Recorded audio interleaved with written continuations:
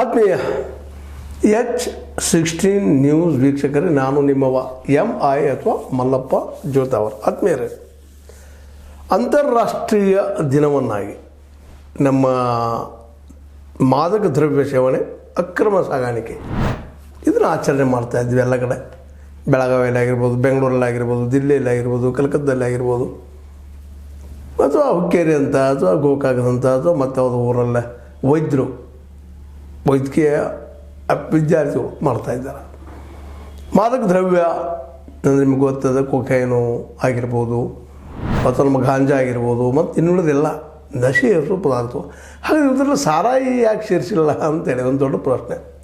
ಮಾದಕ ವಸ್ತು ಅಲ್ವಾ ಅದು ಸಾರಾಯಿ?